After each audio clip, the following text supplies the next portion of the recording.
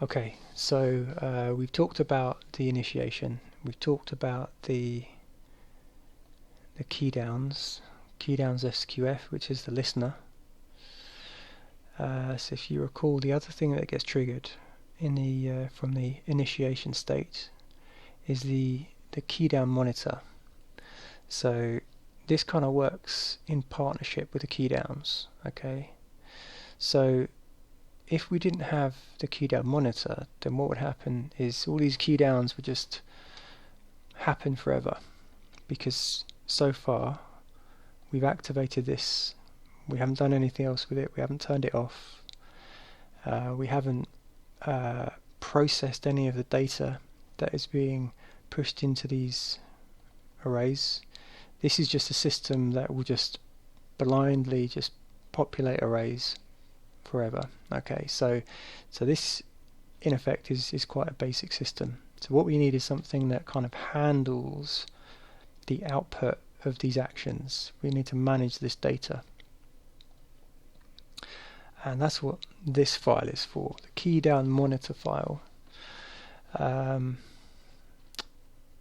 is actually quite basic. The counterpart for the artillery is quite expansive. It's a bit of a spider web of different states and types, but that's kind of what I wanted to start with the VACF first, because there are only two things that we're managing here. We're managing heading and distance, and then we're wrapping that up and we're sending it somewhere else for processing, sort of final processing. So what we've got here is a while do loop. So that is different from the if then. So an if then is kind of saying, well, if this thing is true, then do this stuff. It's quite kind of final. Whereas this is saying, as long as that's happening, then do some stuff. But if that's not happening, well, yeah, don't do that stuff. So I guess maybe it's an infinite loop, or I don't know. But yeah, it's a loop that needs to be managed, I think, and this is probably ringing alarm bells with some people, because every 0.1 seconds this is being processed by the system, and it's probably not that big a deal, but the other file, the counterpart, is much bigger than this and could be potentially impactful on performance. I don't know.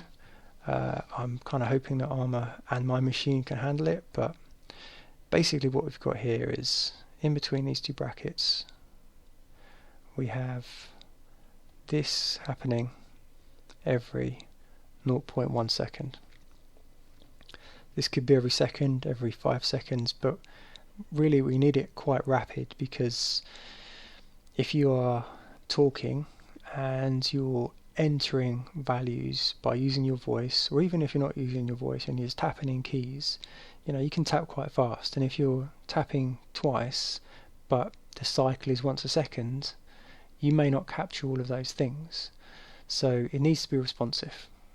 So for now I've got it at 0.1 seconds. So every 0.1 seconds we do this stuff. So the first bit here is a counting function. It's not a function, it's just a couple of commands really. Could be a function, probably would be better as a function, but it is what it is and it works. So what this does is it gives you a global variable and it counts this. It counts the numbers that are contained within that. It doesn't add them up or anything like that. It just counts the content, how many values are being fired in there, and these values are being fired in there as separate values, I believe. They're not being concatenated on pushback. They're being pushed back into the array as separate elements. So this is counting the elements, and this is like a validation. So I know that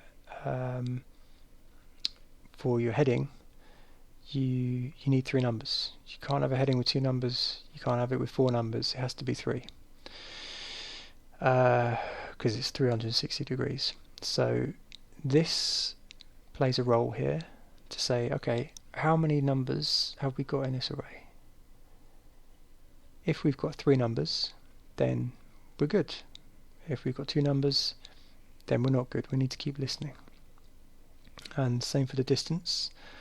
That should actually be 4, because we want to be talking about kilometers. If it was just 3, then we could only do up to a kilometer, 999 meters. So we need that to be 4, and it is 4 there.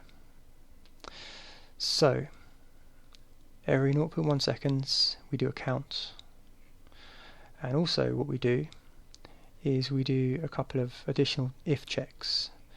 So if that happens to be true, if we are in the let's talk about the heading state, then it checks to see, is that 3? Has that got 3 things in it? Because if it does, then we want to do this.